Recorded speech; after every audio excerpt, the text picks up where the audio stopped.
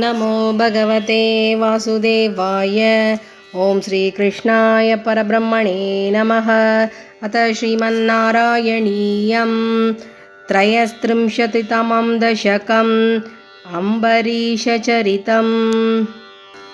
वैवस्वताख्यमनुपुत्र नभागजात नाभागनामकनरेन्द्रसुतोऽम्बरीषः सप्तार्णवावृतमहिदयितोऽप्पिरेमे त्वत्सङ्गिषु त्वयि च मग्नमनाः सदैव त्वत्प्रीतये सकलमेव वितन्वतोऽस्य भक्त्यैव देव न चिरादपृथा प्रसादम् येनास्य याचनमृतेऽप्यभिरक्षणार्थं चक्रं भवान् प्रविततारसहस्रधारम् सद्वादशी व्रतमथो भवदर्चनार्थं वर्षं दधौ मधुवने यमनोपकुण्ठे पत्न्या समं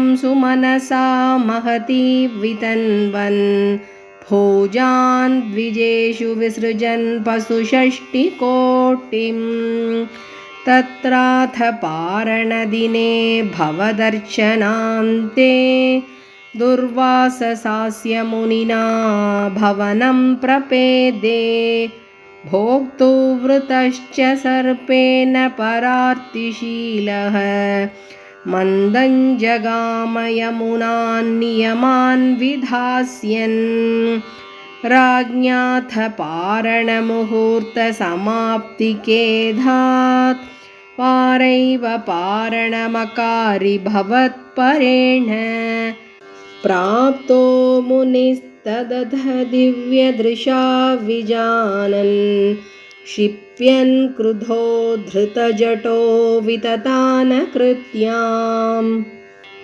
कृत्याञ्च तामसिधरां भुवनं दहन्तीम् अग्रेऽभिवीक्ष्य नृपतेर्न पदाच्च कम्पे त्वद्भक्तपादमभिवीक्ष्य सुदर्शनन्ते कृत्यानलं शलभयन् मुनिमन्वधावीत् धावन्नशेषभुवनेषु भियास पश्यन् विश्वत्र चक्रमपि ते गतवान् विरिञ्चं कः कालचक्रमतिलङ्घयतीत्यपास्तः सर्वं ययौ स च भवन्तमवन्तदैव भूयो भवन्निलयमेत्य मुनिन्नमन्तं प्रोचे भवानहमृषेणनुभक्तदासः ज्ञानन्तपश्च विनयान्वितमेव मान्यं याह्यम्बरीशपदमेव भजेति भूमन् तावत् समेत्य मुनिना स गृहीतपादः राजापसृत्य भवदस्त्रमसावनौषीत् चक्रे गते मुनिरदादखिलाशिषोऽस्मै त्वद्भक्तिमागसि कृतेऽपि कृपाञ्च संशन् राजा प्रतीक्ष्य मुनिमेकसमामनाश्वान् सम्भोज्य साधु तमृषिर्विसृजन् प्रसन्नं भुक्त्वा स्वयं त्वयि ततोऽपि दृढं रतोऽभूत् सायुज्यमाप च समां पवनेशपायाः।